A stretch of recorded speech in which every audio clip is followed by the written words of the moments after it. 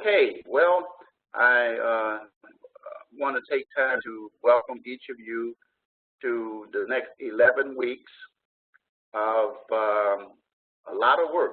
This class is a lot of work, and I tell students up front because it's a law class. And as a result, I'm going to give you my expertise and experience in helping you to navigate this tremendous workload that you'll have. There are students oftentimes who wonder, why do I give so many assignments? I don't give the assignments. The school sets them up. And actually, to be honest with you, as a professional, I can tell you that when you get into the law part of criminal justice and laws involved, you usually will find that it's very detailed. And it's very important to you in whatever area that you end up going into in criminal justice. Many of you will seek to become police officers. Some will head in other directions. But the law is still the foundational thing that you need to know, because the law gives you ideas about the rights of people that you're going to encounter in your work. Now, the thing I will tell you is that I'm going to go over the expectations for this course in the next next hour or so, or maybe sometime a little over. And then I'm going to conclude with sharing a little something about myself so that you'll understand why I am the way that I am. And I will say this up front, that I have a lot of expectations of my students, but I am really there to guide you and help you. Many of you already saw what I posted in the lounge, and when you saw it in the lounge, you learned that I am a lawyer. I was a police officer also. I was also a paralegal. I was an investigator. I've done all of that stuff, and that I enjoy teaching now and helping students to be successful. And you are going to discover that over the next 11 weeks that I am very detailed, very thorough, and I ask you to keep the lines of communication open. So with having said that, I want to go ahead and I want to start by sharing my screen. Let's see. So we can go ahead and see what's going on here. This is not what I want to share with you. I really want to share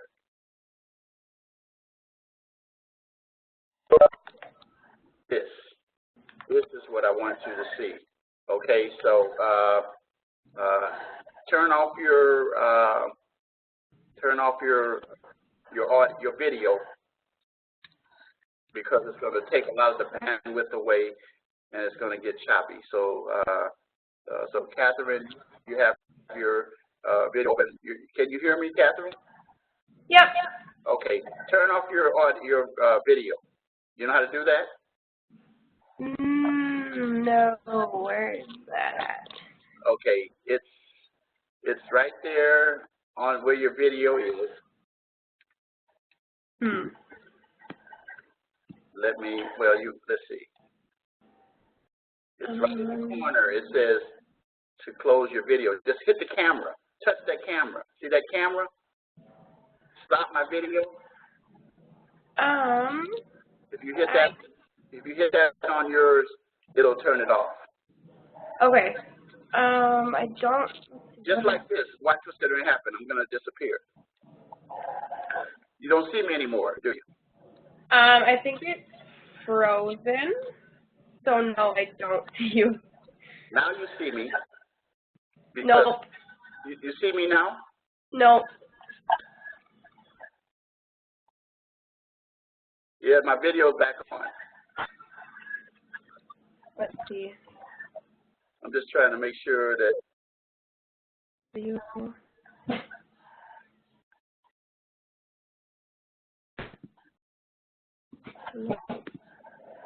Okay. You see it? You got it? I still see you, so. No, I don't see a video. I don't see that anywhere on here. Yeah, you have to.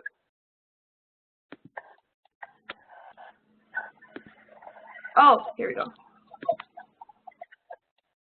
As soon as you hit it, it'll disappear. Cancel.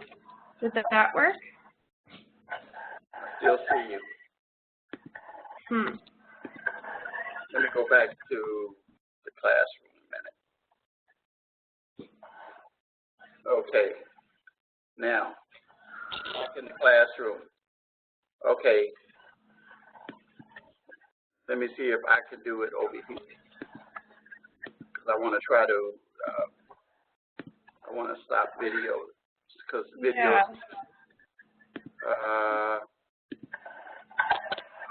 What in the world? Where? Sean, you need to do the same thing. You need to get rid of your video as well. Shanna and Cheyenne. Oh, here we go. I figured it out. There we go. Sean, you need to get yours. I got it.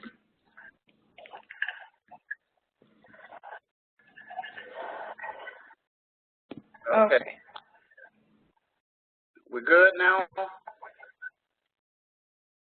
Let me see. Yeah. Okay, good. Sean, I still see you. I can still see you. To kill your video.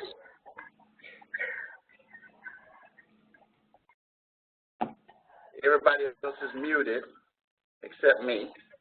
So, all right. Well, I'm going to go ahead and get started while you figure out how to get rid of that video so that it doesn't affect our bandwidth. So anyway, I'm going to go back to sharing. Okay, here we go. Okay, so now you can see that this page that you're looking at right now, and I'm hearing mute yourself. Make sure you mute yourself. I had set it so that everybody is muted but me, so I don't hear background noise. Okay, so whoever did, they did it, because I can hear everything that happens in your place otherwise. So anyway, let me start out by when you open up your course home, you're going to see, first thing, who I am.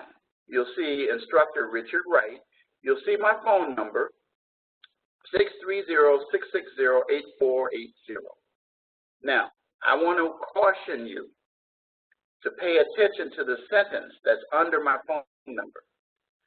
It says, students can feel free to call me, text me, or email me any hour of the day, except the 25th hour of the day. Now, I already had one student to say, why can't I reach your 25th hour of the day? And I shot back to that student and said, how many hours in a day? They said, oh, 24. I said, so when does the 25th hour of the day take place? They said, oh, my God. I said, yeah, right, you're thinking too deep. It means that I'm 24/7. And trust me, I am what I say I am. I will respond to you. I do ask so that if you do text me, please make sure you include your name and the class that you're in, because I have 100 students, and I have, in this class, I think I have 25 or 26 students. I teach Intro to Corrections. I have 64 students in 2 sections there. And then I have 3 other classes that I teach that are smaller. And so I won't know who you are. So, and trust me, I will reach out to you. It's not something that is said.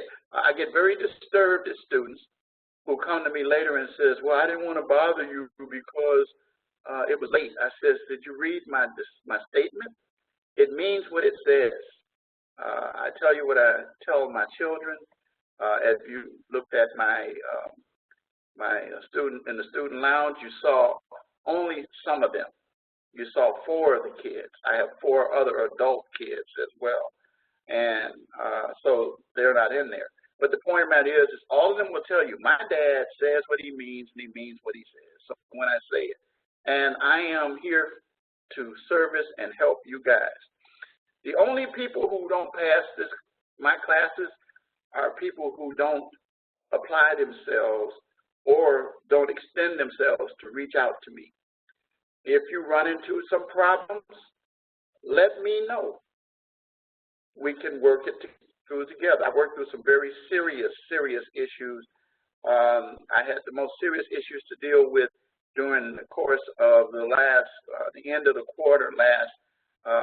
Those of you who are in Florida know exactly what I'm talking about. I sent personal emails out to my students to let them know to take care of yourself. And all of my students, they were given additional time, even above what the school had stated, to help you. And that's how I am. I'm here to help you. So now, I want to point out some things to you. And this is with additional course information. It says you are required to conduct research for all papers. All papers. That means that the sole source of your papers cannot be the textbook.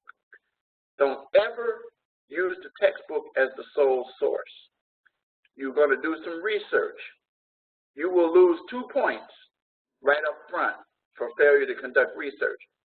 Now, I'm not necessarily applying that to discussion posts, but I am referring to your projects and what we refer to as written assignments.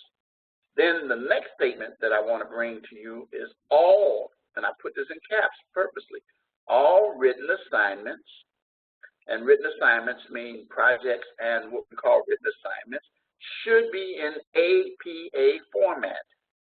That means citations in the body of the paper and references at the end. I also should add that you also should have a cover sheet. If you do not have a cover sheet, you will lose a point. I'm going to have to add that in a little later because I've been told to enforce that. Now, we do everything we can to help you with APA by providing resources in this very section so that you don't always have to go to the resource tab. There's a resource tab. Let me move this out of the way. The resources tab in your class is right here where my arrow is pointing. But you don't really have to do that because you can, but be aware that's where it is. But what I do is I try to provide answers to things that can help you. To help you if you need a tutor, a student success guide, these links right here. Become familiar with these things. These things will help you. The guide for library and learning resources so that you can use for research sources. Tutor assistance. Let me make a statement about tutoring. Tutoring is not just for students who are struggling. Tutoring is also something that can help you to enhance your abilities. Personally, I try to teach my students to get everything they can. This is a major investment for you, your education. How well you perform educationally will result in a correlation between your success in your careers. I know what I'm talking about, and you'll learn that from hearing near the end of the course. Not the end of the course, end of today. But anyway, I tell you how to connect with tutors and all of that. So tutoring assistance is very, very, very important. To the end, you will see that if I see you struggling, I will recommend tutors for you. I will send you information and tell you to follow up. I will tell you also about the importance of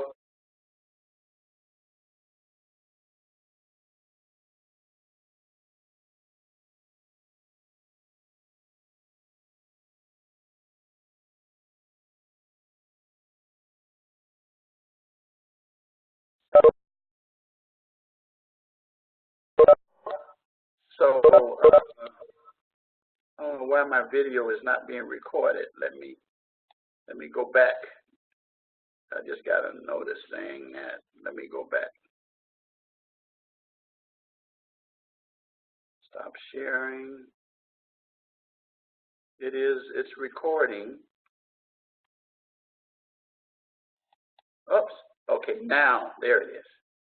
Okay. So now you can see me. Go back to it. But it's not important seeing me. But anyway, I just got a message sent to me. It was automatic telling me that. So anyway, the key thing here that I was getting ready to refer to are your rubrics, your written assignment rubrics.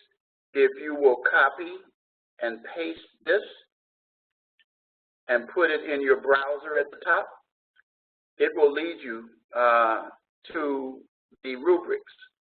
And the rubrics are critical and very, very, very important in success. The rubrics tell you how I'm going to grade your paper. The rubrics break down what is expected in each one of the written assignments. And you will see that. The same thing for the course projects, the same thing for discussion posts. Now, just so that you will know what I'm talking about, I'm just going to take a minute and show you. I'm going to go to course messages just for a minute.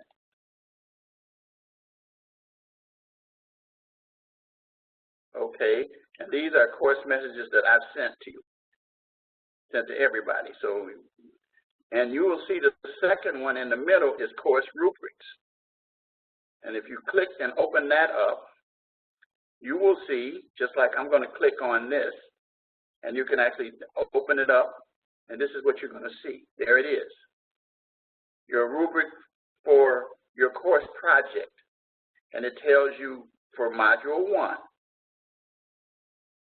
It tells you for Module 3, Module 8, 9, 10, and 11. Now, you'll notice that you don't have a project every week, but it tells you you'll lose 5 points if your paper is not in length.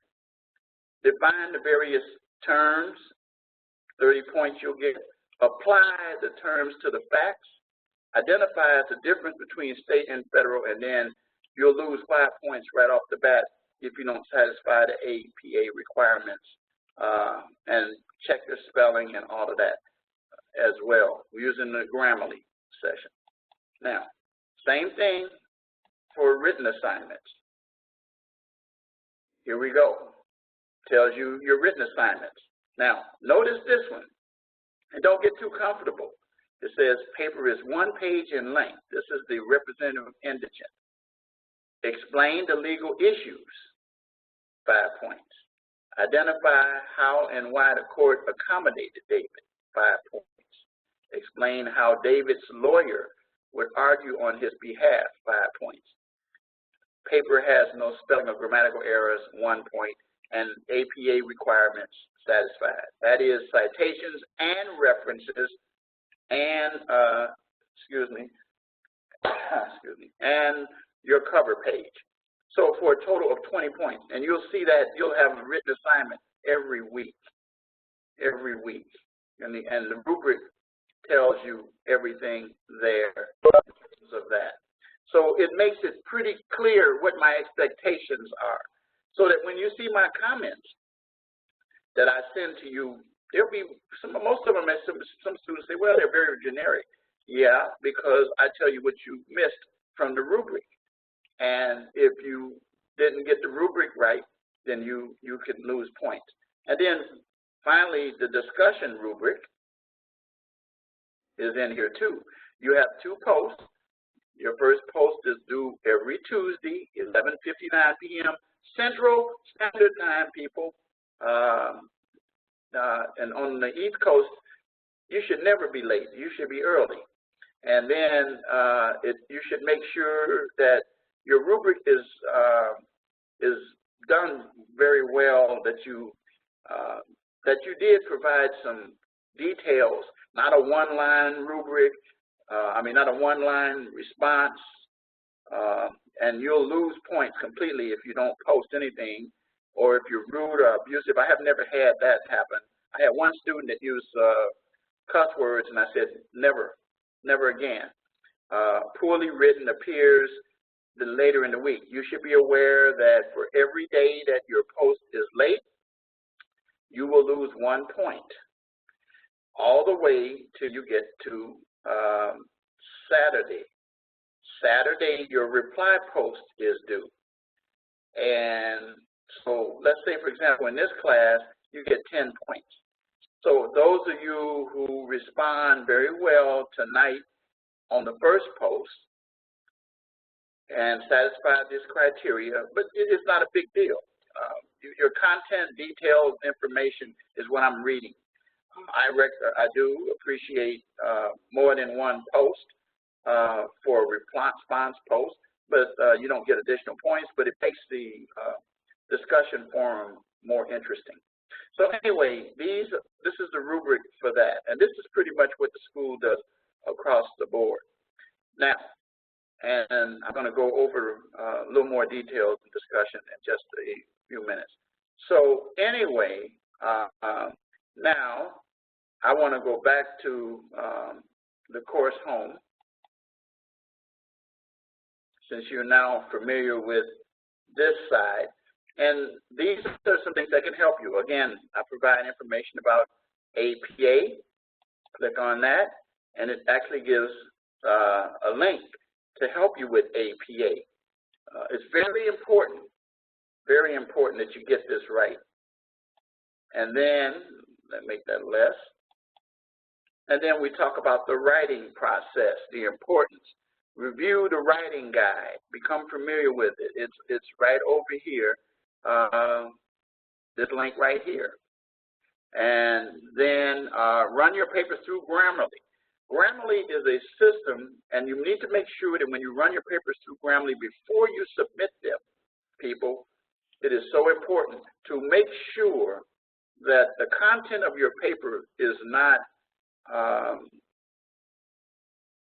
over, I say over 25%. Now that's high.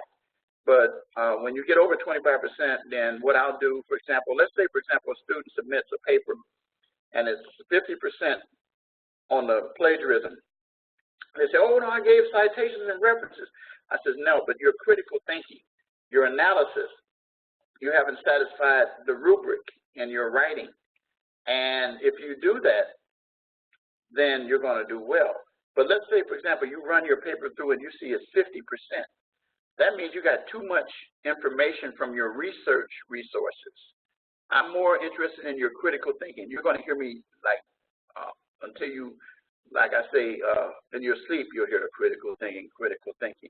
You're going to keep hearing that, and you're going to hear it tonight because it's one of the transferable skills that we encourage students to develop because it's going to be used in your careers.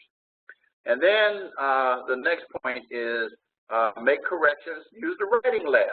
Now, if you use the writing lab, be aware that if you submit your papers to the writing lab for review, you're going to need at least 24 hours for them to review it. And if they get it back later to you, you're not going to say, oh, I submitted to the writing lab and it took them 24 hours to get it back. No, you have to do that early enough to be able to get that done. And then make corrections as well.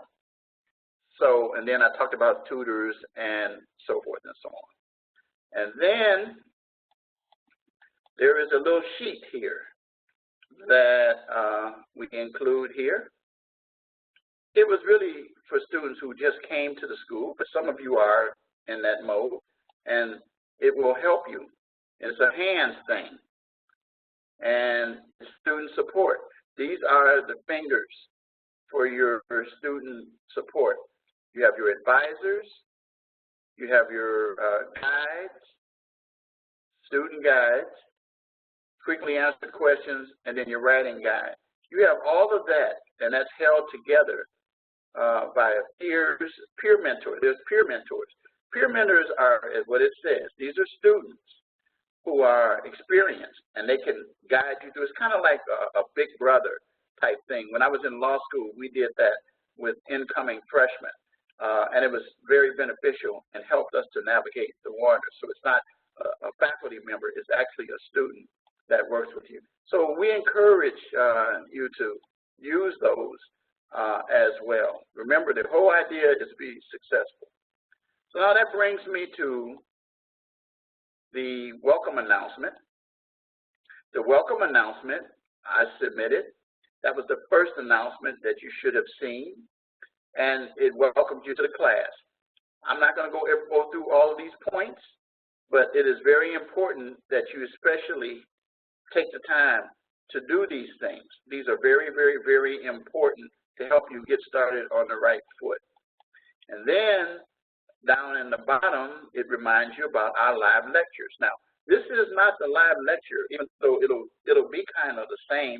I will be providing you more details on the material itself, and then I will be providing the PowerPoints as well to you, which I already have, by the way, for week 1, because we don't have a lecture, we just have the open house. But remind you that starting next week, next Tuesday, and it lasts an hour and a half. Today I'm going to try to keep it to an hour.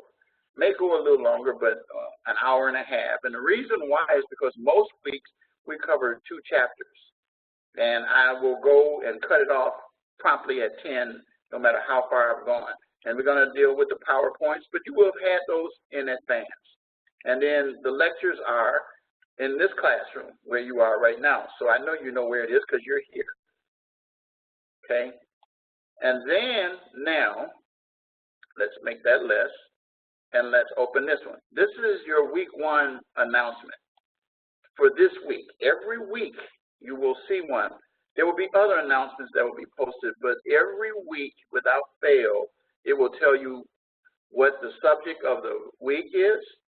It will tell you what your reading assignments are. It will tell you about activities. It says, I'm doing it right now. I'm doing it right now. And the answer to your question is yes, I do. I do record. I'm recording it right now. And then I do send an archive out to students. But I encourage students to come to the live lectures because those who come to the live lectures somehow correlate to the students who get the highest grades because they have access to me contemporaneously with the time of their questions, and they get a real good understanding. A lot of times what students have learned with the archive tape that I send them. And by the way, I've jumped over here. Let me go back to this side here. This tells you when your lectures take place. The open house today, you'll have lectures in week 2, 4, 6, 8, and 10. Now, also I'm going to be including in this every time we have a lecture, which will be including open house, the link to the open house, the link to week 2, 4, 6, 8, and 10. Of course, I can't do that until we actually do them. So the answer to your question is yes, I do record them, and that's what I'm doing right now. So anyway, these are your assignments for the week. And when it says activities, what is criminal law and criminal procedure, and how does a crime become a law? I'm going to show you what that is all about. You'll see that. And then again, it tells you, oops, I got my old thing in here. I got to fix this. It says every other Tuesday beginning April 11th is actually October 10th. So I got to fix that one there. So I will fix that a little later. So obviously, you know it's not April, but it's the 10th. It's the 10th of October, which is next Tuesday, not the 11th of April, because that's passed already. So then you will see that the discussion assignments gives us the topic for that, and then it tells the deadlines tonight by 11:59 p.m. Central Standard Time, and then your reply post by Saturday, 11:59 p.m. Central Standard Time. Finally, complete the written assignment, representation of indigent. That's your written assignment for this week that you have. And then your quiz. Now, let me tell you something about this course project. Very important that you complete that. Now, what I'm going to say about the quiz is this. I don't recommend doing the quiz, even though some students try to jump right in and get it done. The quiz, I would recommend not be done right away. And the reason why I don't is because there are no exams in this class, just the quiz and the papers that you do. And so as a result, it is very important that you score well on these quizzes. There are 10 minutes, there's 10 questions, and it's based on the material for the week. So I usually recommend to students that they try to take the quiz late in the week, either Saturday night or either Sunday when the assignments are due, because written assignments are due on Sundays, and with the exception of your posts. And you know the rules on that already. So you will note that your course project that you have is very important, because you will see the number of points that you get for that. And then this also reminds you of the lecture that's taking place now at the open house. So anyway, you'll see this over and over. Let's start strong and finish strong. And you'll learn that my motto is adversity is a springboard to success. I'm going to talk about that at the very end. So any questions about the assignments? If so, just type in. If I see nothing, I will keep moving forward.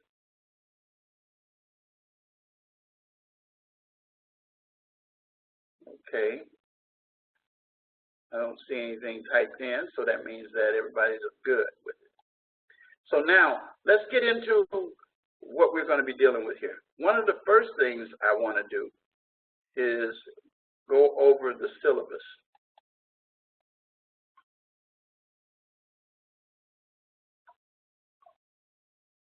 Well, I'm going to say to you that in a few minutes, I'm going to go over Module 1. I just gave you a surface of it. I'm going to go back and just hit it in just a few so you understand a little more about it. But right now, I want to spend time to give you a survey of everything, reminding you that you'll see a lot of things repeated. Yeah, that's because students say, man, you put material all over the place. That's called cross-referencing. My name, my phone number, how to reach me, and then there's a reminder about what I told you earlier about losing points for not researching and APA. And also, so now this syllabus is an agreement, and I concentrate on the portions down here to show you what is expected. We already discussed discussion posts, so I don't really have to go to that. But I will say this to you, that your discussion posts, again, after the week ends, you cannot submit discussion posts at all. They will not be accepted. The discussion posts are contemporaneously with the week in which we are having the discussion. Okay? And I'm going to cover that in just a few minutes. Now, so you understand, your goal is to get 110 points for discussions. Why is that 110? Because you get 10 points every week, 5 points for your initial post, 5 points for your reply post, or 10.6% of your grade. Your written assignment is every week 20 points, or 11 times 20 is 220, which represents 21.2% of your grade. Look at what happens here with your course project. There's 6 of them, and I already showed you when they are. You're going to have one this week. I don't think you have one in week 2, but we'll be discussing that next week. But you do have one in week 3. And then you'll have some time off before you start to see them again. But the point of the matter is that these are 100 points each. Look at the percentage of grade. Do you see that? How if you don't take time to do the course project using the rubric, what can happen to your grade? Over half of your grade, nearly 60% of your grade is a course project. It is more detailed than your written assignment, and I grade them very, very strenuously. And then the final thing is your quiz. Remember I told you, you have 11 quizzes, and you get 10 points for each one, which is 10.6. So between your discussion and your quizzes, that's basically almost 22% of your class. But I can't stress, your course project, don't shirk off on that. And I will talk about that in just a minute. Now, I want to talk about my expectations. Do not ever call me and ask me, what does it take for you to get a C in my class? I will not answer you. My goal is not to produce C students. My goal is to produce A and B students. My goal is A students. But if we miss, I like to miss at B. That means 80% to 100%. If you get below 80% and you get to the number 7 in front, then you've gone into C's. I will say to you this, that the difference between when they start hiring and interviewing people for jobs, they look for the A and the B students. When there's opportunities presented for you, the A and the B students get it.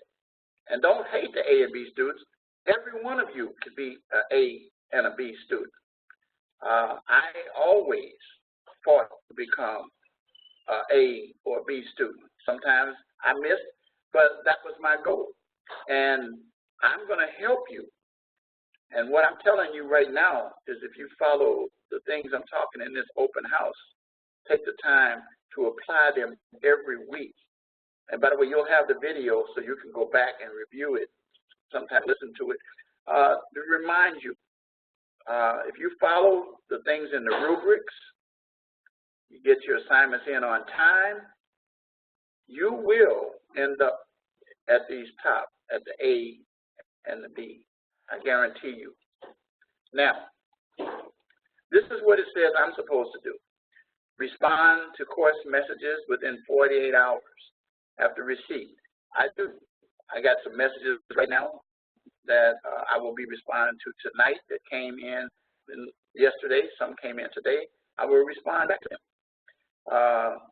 and provide my instructor information on the syllabus. You saw that at the very top. I conduct, it says, listen now, conduct a synchronous learning session.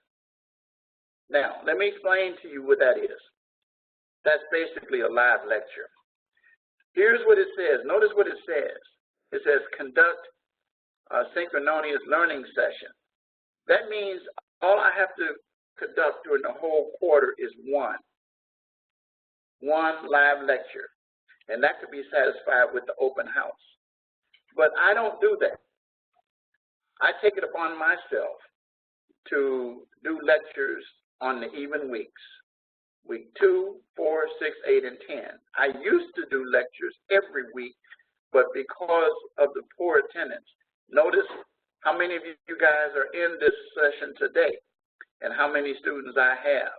I can tell you that when I teach some classes, I'll have sometimes no students, but I will still do the lecture, even if I'm just speaking to myself to provide details and information. But I tell you, take the time to come out. I'm committed to do the extra lectures. Take advantage of them. I know that there are things that happen, and people say, oh, but don't rely on the recordings. That's a situation that should be there. Take the time, an hour to an hour and a half every week, because it will help you and save you time during the course of the week in terms of, just like one student just asked me, am I going to cover the project? in detail. If you have a question about the project as I go through it, you can ask me then. But later on, you say, oh, I can reach you later through email, text, on that. Yeah, but it's better to do it contemporaneously with the time that the material is being presented, and you know what I'm talking about. I actively participate in class discussions. You'll see me respond to your discussion posts. I usually pick out 2 every week. It won't be the same ones. And then sometimes I'll pose an additional question back to you and ask you. Now, when communicating with me, please include your first and last name as well as the course. I already talked about that. And you should use course messaging tools to communicate with me. I have students that inbox me on Facebook, but I will tell you, I don't use Messenger anymore because I found out there was some security issues with Messenger. But you can text me, and I have unlimited text, and you can text me information or call me and leave me a voice message or email me, as I said earlier. Now, let's take a little bit of time and talk about the transferable skills. Transferable skills, what are they? It means what it says, skills that are transferable from the institution to your careers. And we concentrate on them, and we want you to be proficient in these areas. And we will begin stressing them from the time you hit this place until the time you leave this place. And I personally remind students all the time that it is very important, especially in our profession, law enforcement or criminal justice, to have these transferable skills and be very good at them. The first one is communication. That includes your written as well as your oral communication. I can tell you that in this business, you will write many reports, and those reports ultimately will end up as exhibits in a court of law, and they can determine what happens with an individual. If you become a probation officer or parole officer, same thing. You're going to have to write reports and these kinds of things. So communication is critical. It's very important. You're going to have to reach people from all backgrounds, and we're going to talk about that in a few minutes, but it's still, you need your communication skills. I teach a course about that, especially for law enforcement communication. Critical thinking, I already talked about that. What critical thinking involves is not just taking material that you researched and put it in the paper with citations and references, but also applying your own thinking, analyze the material, apply the material. Basically, the rubrics lay out how to satisfy the critical thinking requirement.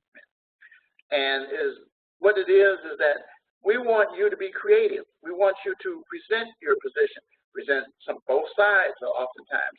I'm a professional as a lawyer at presenting both sides of a argument.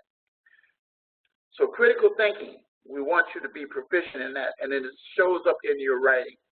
Digital fluency goes without saying. Everything is now digital. Our textbooks are digital. Our classrooms, we're online. The school program that you're in criminal justice is online. You're looking at a person who is, and I'll just tell you, I'm 67. When I came out of school, there was no such thing. But I'm proficient at it. I know how to use it. I have all kinds of nice tools. I got this Galaxy 7 Edge.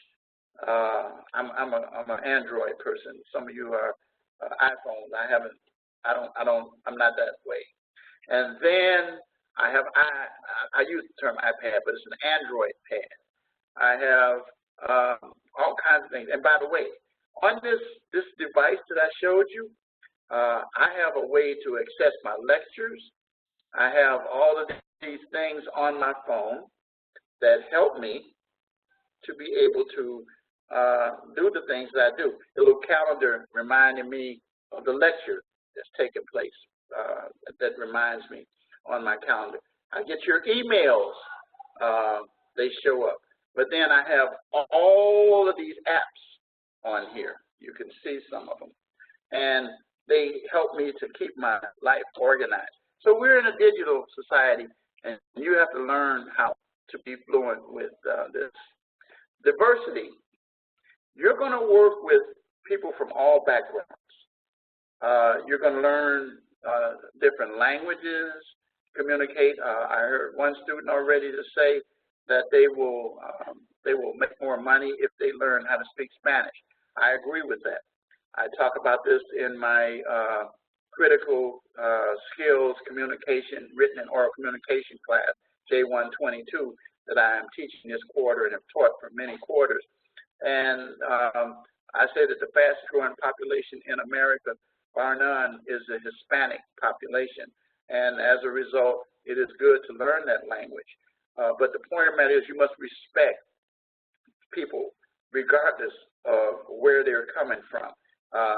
People that are gay or straight, respect people for who they are and appreciate people from where they're coming from. And you're going to have to learn how to do those kinds of things. Right now, there's some debate about, what's happening with the kneeling and the flag and all of that. The point of the matter is that everybody's going to have their position. This is the United States. We're going to be talking about this in further weeks. But people come from various backgrounds and there are various reasons why they take their positions. So the point of the matter is this: understand. I understand the civil rights movement probably better than many of you because I lived it. I lived Jim Crow. Jim Crow was a movement that said that whites and blacks couldn't be in the same classroom, that we couldn't drink from the same water fountain, we couldn't eat in the same restaurants, we couldn't even marry. I just got this movie here, and we'll be talking about this. It's called Loving, and it's based on the case of Loving versus Virginia. Some of you may be familiar with. The point of the matter is that people need to respect individuals in their life, their religious beliefs and things like that. I'm a pastor of a church. I don't push it off on people, but I do tell people in a minute, I pray. I'm a praying man. I'm a very spiritual man, but I'm not going to condemn you because you're not. I'm not going to take you because you are one belief or another. The point of the matter is diversity is so important. We must teach you to be able to think like that. And we have this thing that we work on as faculty called unconscious bias, where people assume certain things. I had a thing I posted on Facebook, which, by the way, now that I mentioned Facebook, if you want to hit me up with a friend request, feel free to. I love having my students as my friends on Facebook. I'm under Richard Wright, JD, and JD stands for my law degree, Juris Doctor. And if you send me a friend request, then, I might sometimes say, no, I don't know this person. But if, I reject you, then let me know. Say, oh, yeah, you're one of my students, then I will accept it then. So the fact of the matter is that I had posted on Facebook about a video of a family that thought that a person was one way, and they were watching that person. Then a person came well-dressed down the street, and they were relaxed. And then the police came running down the street. Well, the police ran past the person who they thought that person thought was bad and ran to the person who was well-dressed. Turned out there was a cocaine deal. So you can't assume what things that people believe and feel. Teamwork. You work as a team. And as a result, you're going to work with individuals from all kinds of background. Criminal law, criminal justice, you're going to work in teams. You're going to work with forensics, detectives. You're going to work with all kinds of people. Now, ethics. Oh, my God. Ethics and professional responsibility go hand in hand. One of the reasons why our profession is under severe attack is because we've had some very serious unethical things that have taken place. And the public doesn't trust many especially in law enforcement. But the fact of the matter is that we can change this by teaching you guys to be ethical and operate professionally in the job. I tell law enforcement officers, for example, don't cuss a person. I don't care how upset. Don't do that. You have to be professional. And then try to make sure that you put your best foot forward. Satisfy the requirements of your department or agency, professional responsibility.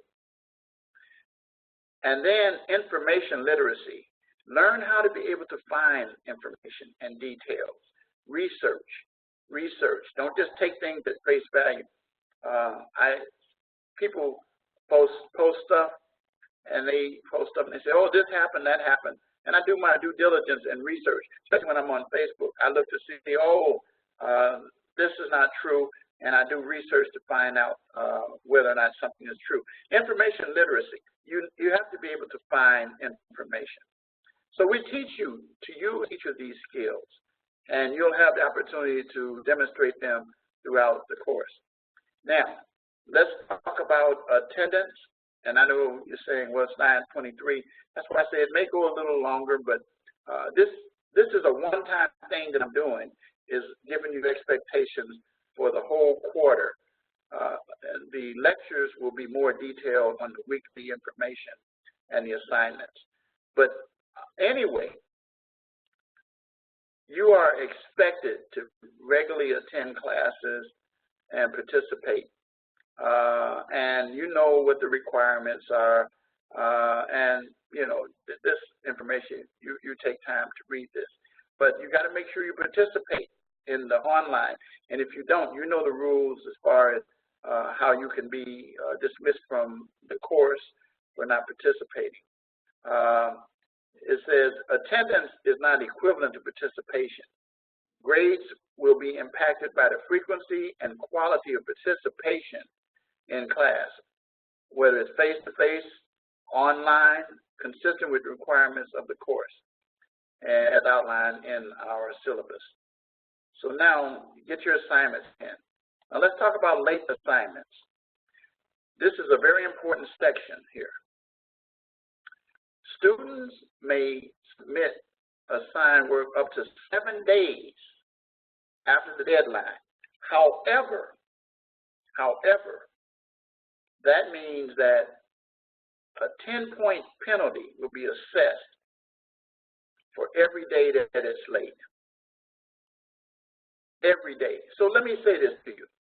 Let's say, for example, you have an assignment and it's due on Sunday, and you submit it the following Sunday. Well, technically, that's a 0 under the rules. But even if it's not, let's say it's just straight 10%. Let's just use the project as an example. And you start out with 100 on that Sunday. Then that Monday, it goes to 90. Then that Tuesday, it goes to 80. Then by that Wednesday, it goes to 70. And then you see what I'm talking about. By Thursday, before you even get to it, your grade is lower than it needs to be. So it's very important. Now, what I was telling you earlier about discussions. Online discussions conclude at the end of the current week. Discussion posts made after the due date will not be accepted. Well, I put it this way. They'll be accepted, but I'll let you know they were good, but they were too late to merit points. So it's the same thing as not accepting it. So what I'm saying is that it's important to get your discussion posts in during the course of that week. Now, it says here that I may waive the late penalty in the case of extenuating circumstances as determined by me. That's why I said it's important for you to communicate with me and let me know what is going on with you. So you want to make sure that you run into a problem. Let me know. Let me know. Don't assume, oh, well, you know, I don't want to bother him with it. This is my personal problem. Hey, listen, this is the team. And if you have an issue, I need to know. There are students who have reached me and lost relatives. One student of mine, I remember one quarter, she lost her dad right in the middle of the quarter, and we worked through that. I worked with her to help her, and she wasn't penalized because of the circumstances. I've had individuals who have gone through and had difficulty in health issues and so forth, maternity issues. I've worked with students to help you because my goal is to have you to get the work done. If I see your plan, then I'm not. Don't get yourself caught in a situation where week 6 comes and then you want to know, can I do the assignments week 1 through 5 to catch up in 2 weeks? Why did this happen? Why did you wait so long to let me know? And I checked my emails to see if we communicated. Did you text me? And those kind of things. So I will work with students to help, but you got to reach out to me. I know this is a lot that, you say, well, you really haven't gotten into what I'm looking for. Yeah, I am. I'm covering the expectations for the quarter so you understand, because we don't have to go over this ever again. In some cases, activities such as LAM's exam must be completed by a certain time. I don't know what just happened. Something happened. I don't know what happened. Let me go back. I don't know what happened here.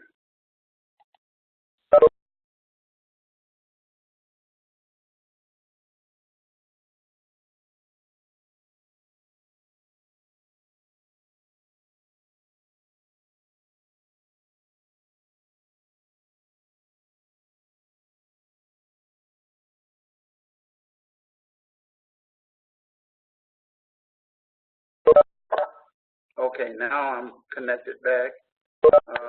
Still recording. I have no idea what just happened here. Something happened technically that kicked us out of what we were doing, but I'm going to go back to it.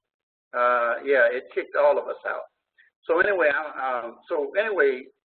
dealing with the incomplete issue, I won't go over that. But then I will remind you of the academic integrity policy. Make sure that you take time to read that. Okay. Okay. So now, let me see. Am I sharing my screen? Let me see. What happened? Oh my God. This has never happened before. Okay. Yeah, I'm sharing. All right. So let's go back. I don't know what that is. Okay.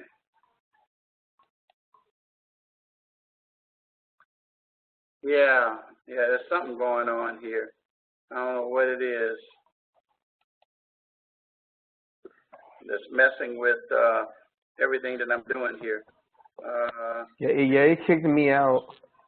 Yeah, I know it kicked everybody out, including me. So I'm trying to retreat back. Hold on a minute. Just hang in there, because I want to finish this. You guys can hear me, right? Everybody can hear me. I see Yep. Catherine, Sean, Deborah. Okay. Let me see about sharing my screen again.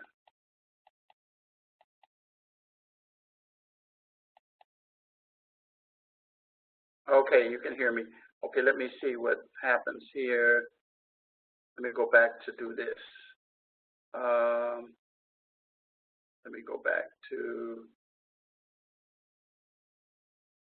Blackboard Learn. Let me log back in, see what happens. I don't know what happened. That's weird. All right, let's see. Yeah, I'm gonna mute my microphone, but I can still hear you though. Okay, yeah, mute your mics, guys. And then let's see. Let me go back to our class. Okay, can you see the screen? Can you see this on the screen?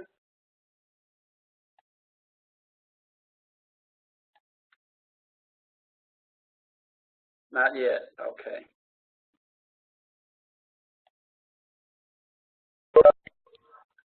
Okay. Now you see it. Okay. There it is. Okay. So, all right.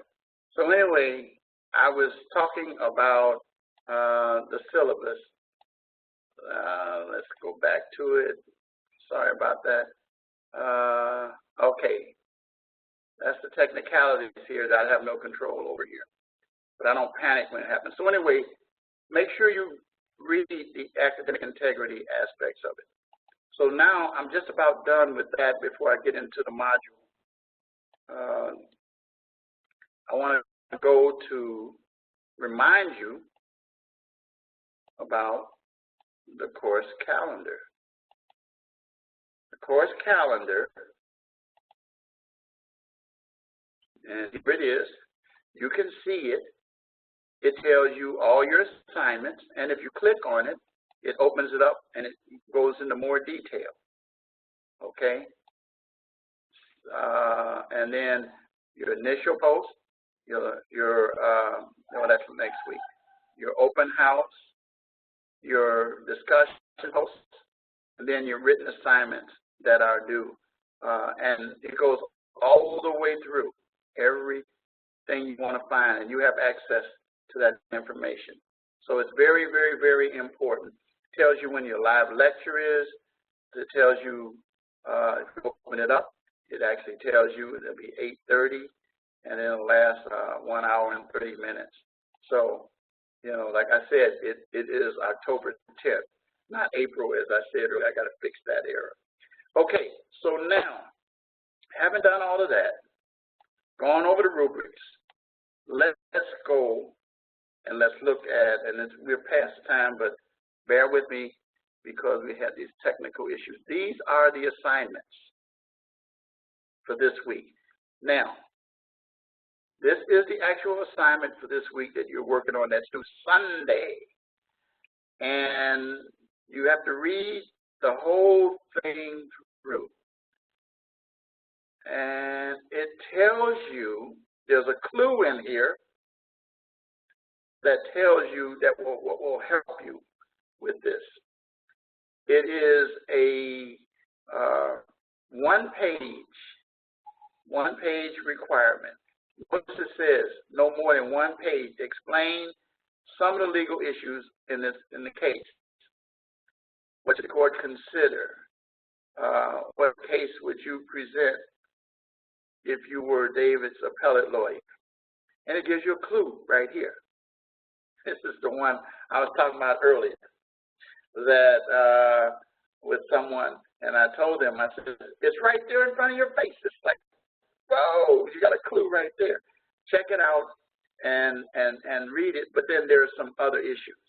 And so the student that I was talking to, he gave me some pretty good points, and I was excited about it, noticing what was involved in this, what amendment, what's involved here, and those kinds of things. So that's your written assignment. Remember, again, I gave you the rubric.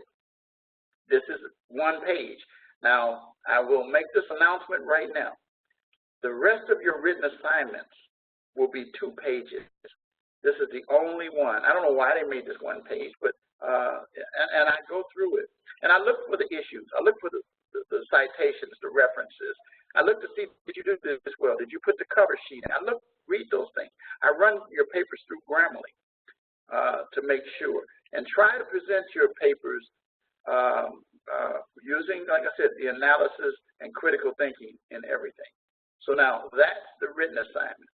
Now, the project. This is where I get a lot of students who don't get it.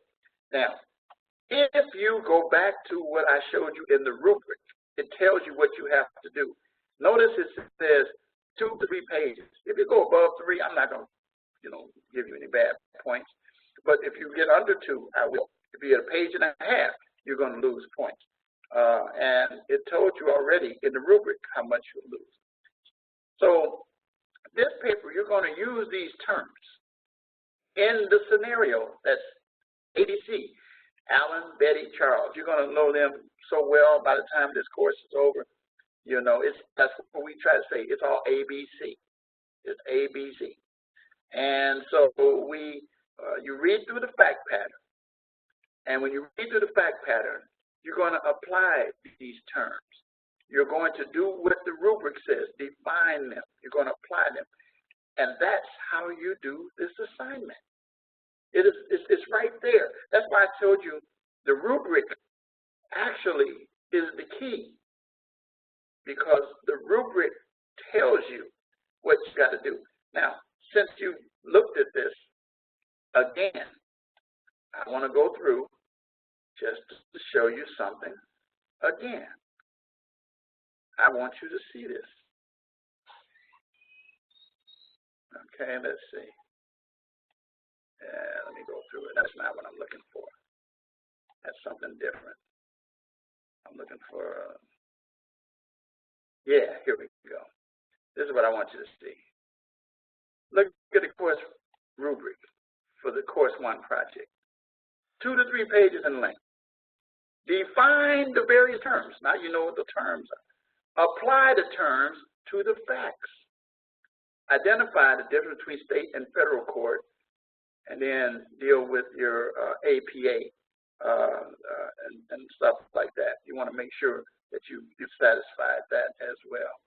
Very, very, very important. Within the context of this 5 points, spelling or grammatical errors. Grammatical errors we consider not just the grammar, but the APA requirements as well. I already told you what you have to do. So that is how you do that assignment. That's it. Any questions now about that assignment?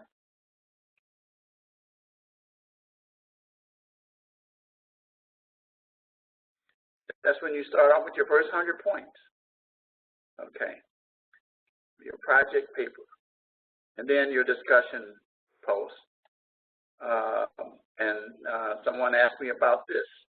And I told them earlier, I said that you have to read it all the way through, explain in your own words just between the military tribunal and the UCM, Uniform Code of Military Justice, and how it differs from the criminal court system that we have. In your opinion, what are the constitutional issues that you can identify in this case? You'll find this from your research. And this actually tells you where to find this case, if you want to read the full opinion or get some more detail. I will tell you this, that one of the things that can help you with research is a website called Justia, JUSTIA.com.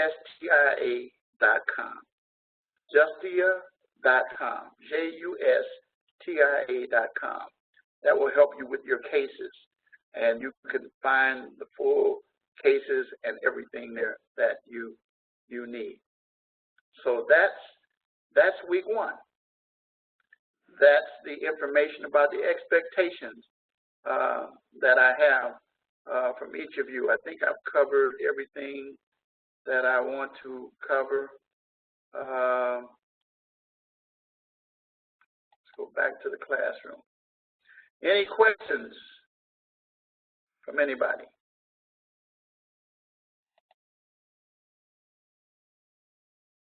And make sure that you take it off of privately. Put it in for everybody. Is everybody good? Deborah, Catherine, Sean?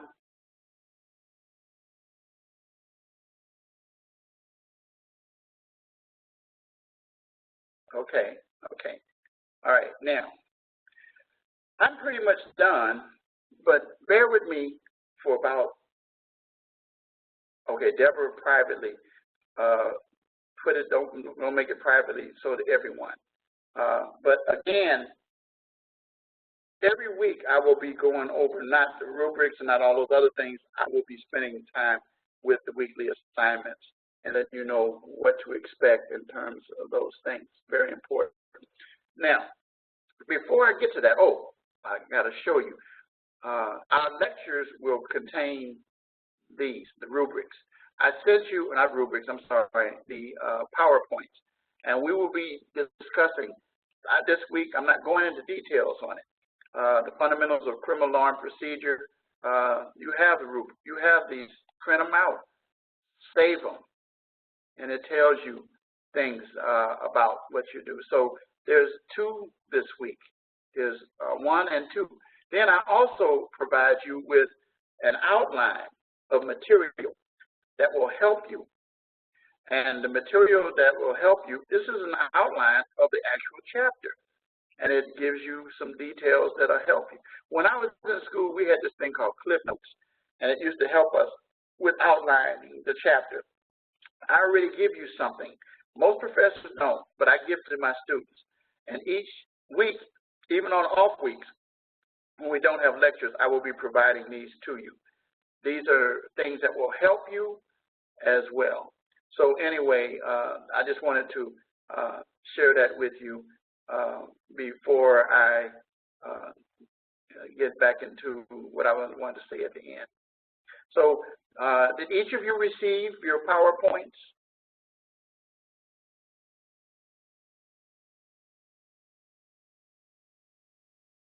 Sean, okay. Deborah, Catherine, did you get your PowerPoints?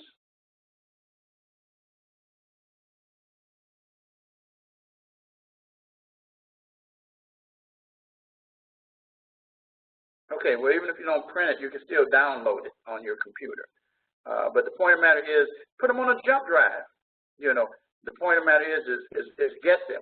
Very, very, very, very, very important. Very important to help you. So anyway, you'll have those. So now, I'm done with that. Now I want to take you back, and I want to tell you, yeah, you could do that. You can print them in the library, and then you can mark them up, make notes, and so forth and so on. They will help you a lot. And I said next week I will be doing chapters 3 and 4. And like I said again, I'll be going through them pretty fast because there's quite a bit of information to cover. So now, let me say to you why I talk about adversity as a springboard to success. I know you guys have your challenges you run into. I know you have your problems. But let me tell you about your professor here who, I'll start my video now, as to what happened to me and why I became what I am today and why I am the way I am. When I was 7 years old, my dad was murdered. My dad was murdered by a guy who turned out to be my mother's living boyfriend in the house. He stabbed him in front of me. I was 7. I was in the room. My sisters, 5 younger sisters, were in there. The man did not go to jail. The man ended up continuing to live with us. He used to beat my mother. So I grew up in a home of domestic violence. So I understand totally domestic violence and how it works. I even taught the course at the college. And so anyway, my mother stayed with this guy even though he did that. She had 2 more kids by this man. So thus I had 7 younger sisters. This was in 1963. That was 62. We moved from the city of Chicago to an area in Gary, and we had a house in Gary. We had a house in Chicago before that. When we moved there, he moved with us. Well, to make it right to the chase, cut to the chase, in 1963, Memorial Day, he murdered my mother. And when he murdered my mother, I was 13 years old, and my younger sisters, my baby sister, was still very, very young. Well, we ended up having to come back and live with an aunt. We lived with an aunt. And in 1964, I would find out that this man who pled guilty, they sentenced him to 10 years. Said I told you to go to jail for killing my dad. Sentenced him to 10 years. Well, back in those days, they had good time. So 10 meant 5. And I was told further that because of good behavior, he could serve 3.5 years, which is what he ultimately did. By this time, me being 14 years old, I was troubled. I asked people, this is not right, this is not fair. And they told me. I had a person that finally tell me, he said, Richard, that's just the way that the law works. And I said, talk to me about that. And they told me about these people called lawyers. So I went to the library at my school. I was in 7th grade. And I went to the library and got a book out about lawyers. It was a small book, but I read it cover to cover. And when I read that book, I read it, and then the next day, anybody I met, I said, my name is Richard Wright, and I'm going to be a lawyer. So as it continued on, living with my aunt, I ended up finding myself in a situation where I went through high school. I ended up finding myself in a situation where I wasn't doing too well with my aunt and uncle, because my uncle and I didn't get along at all because he wanted me to take his name. I didn't want to take his name, not out of disrespect, but I wanted to take my dad's name because I was the only one who could carry the name on. So I ended up having trouble with him. So I went through high school, didn't have a car, didn't even have a license because he wouldn't sign for it. So I ended up going on, graduating, and I stayed with some friends. I met a lady when I was 14. Also, I forgot to tell you this, that I didn't know her. I asked her to be my mother, and she became my friend, and she actually spent time mentoring me. She wasn't a lawyer, but she took time with me. Anyway, the point of the matter is that I had this thing that I wanted to do, and I would tell everybody. So when I graduated from high school, I did something that, wasn't highly recommended. I got married right away. And the kids started coming a year or so after that, and 2. So 71 and 72, I got married in 70. In the meantime, I took a job at the law firm. A friend of mine's aunt got me in there to work in their mail room. When I got in their mail room, I told every lawyer I met that I was Richard Wright and I'm going to be a lawyer.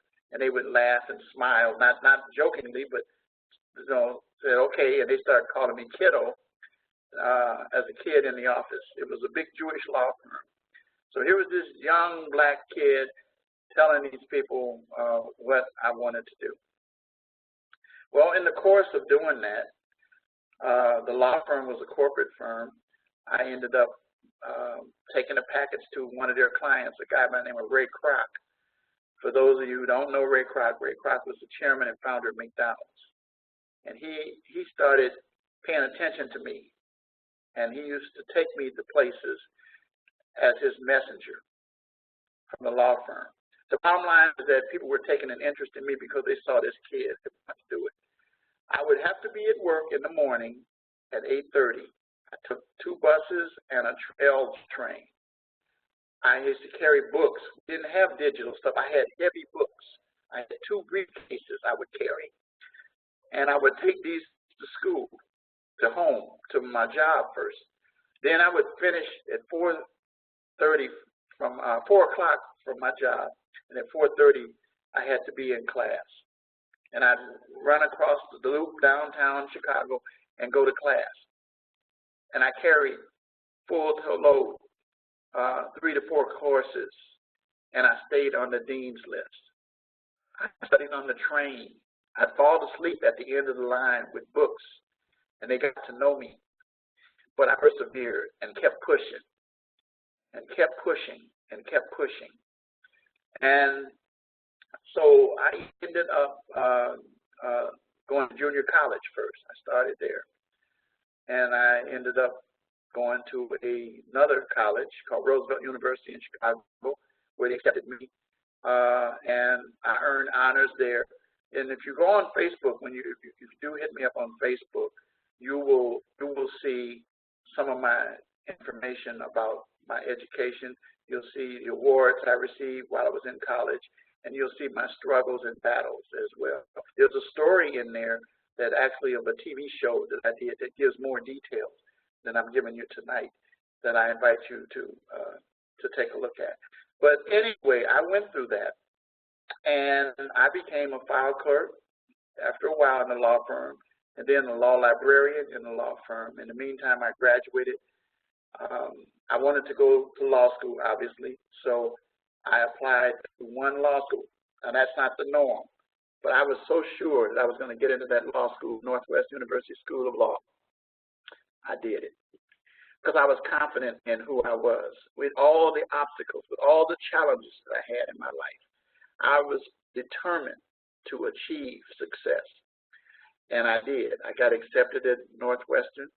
When I was at Northwestern, one of my classmates, his dad was a criminal defense lawyer, and I told him my story about what I went through. He gave me some good advice. He said, you know what you should do? You want to learn the criminal law system.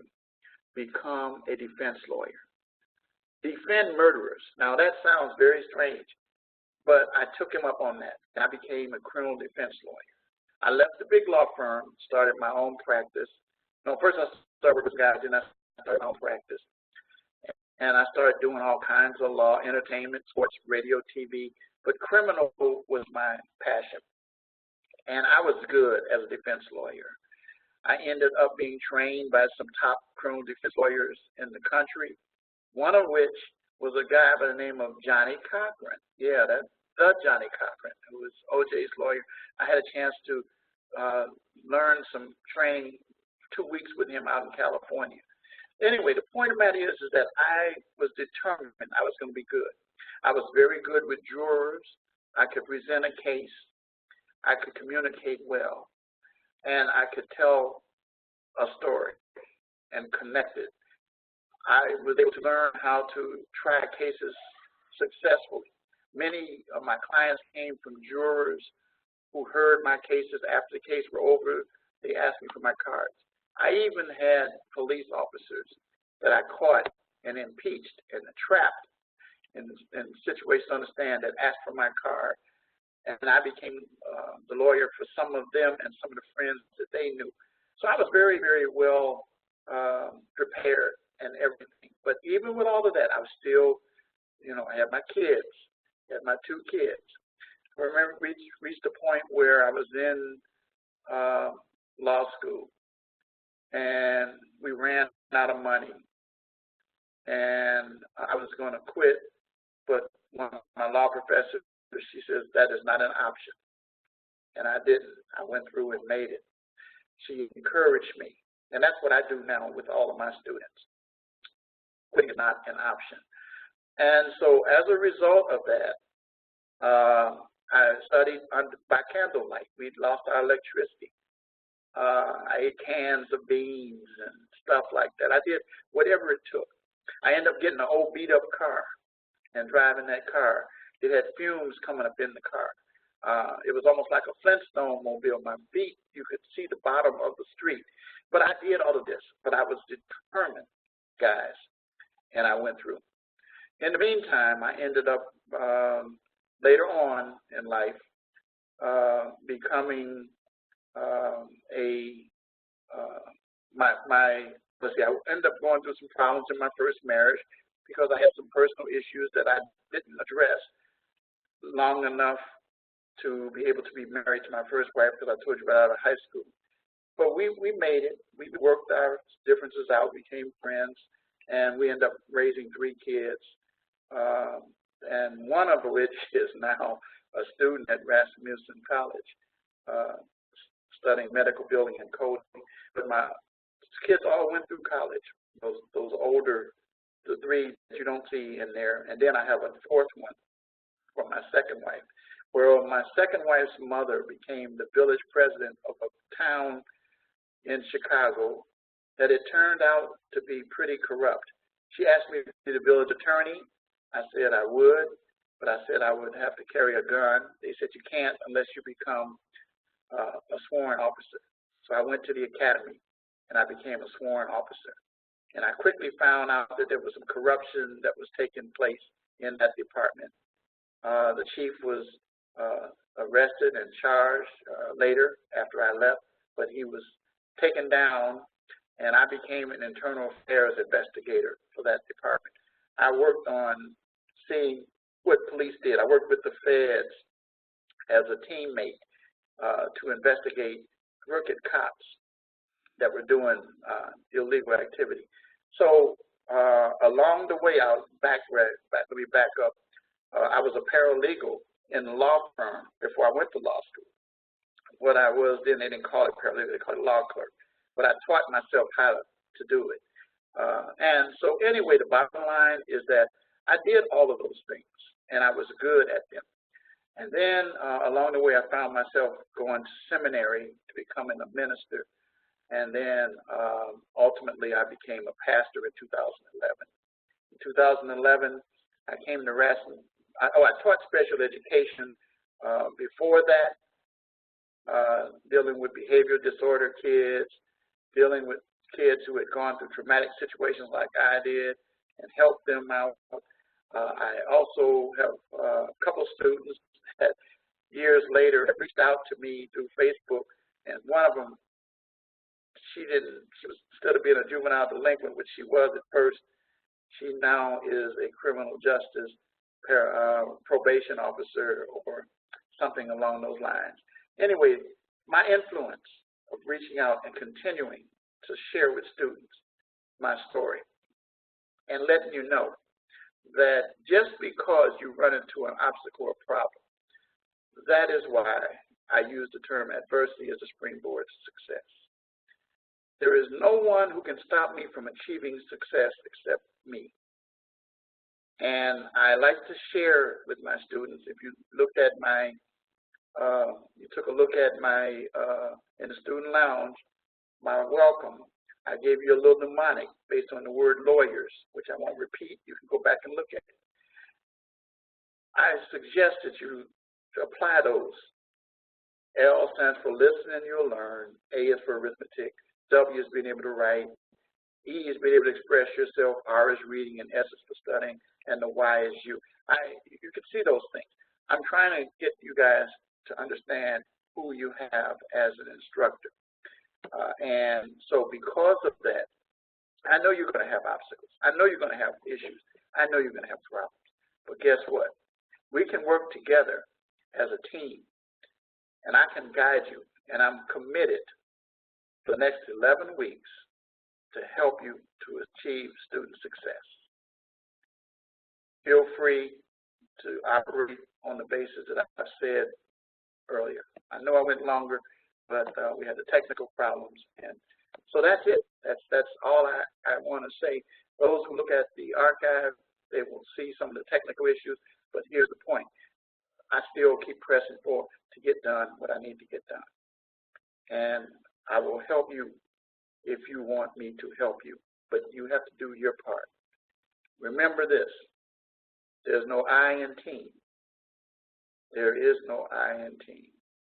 And we can work together and you'll achieve whatever goal that you want to achieve. That's it. Any questions, comments?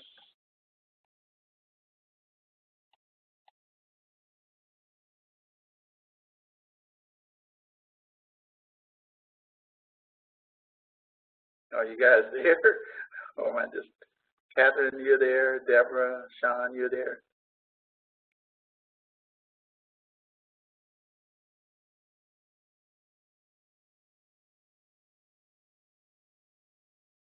Okay, thank you, Sean. Anybody else? Catherine, Deborah?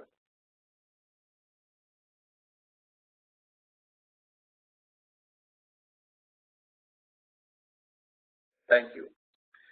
Okay, with that, I'm going to say good night. I've got to respond to some of these emails. I've got to do a little bit of grading, and Oh, I will say this to you. I'm glad I thought about this.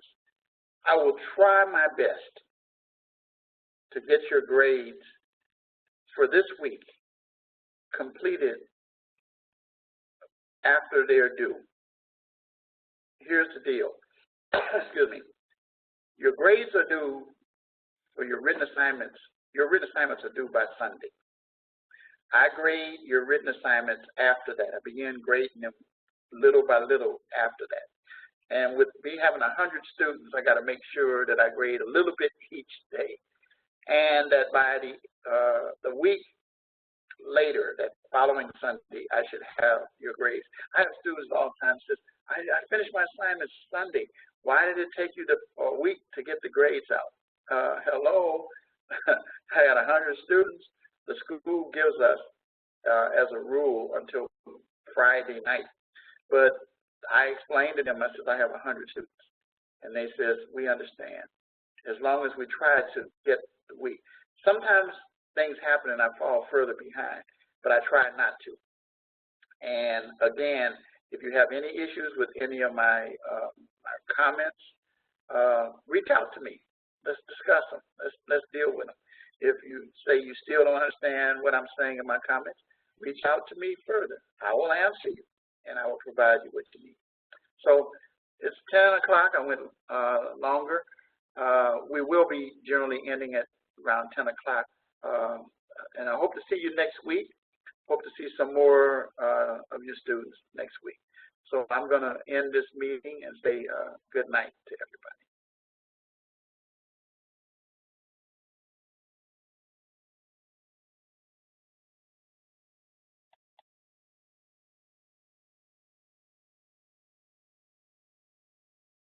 Thank you. Thank you.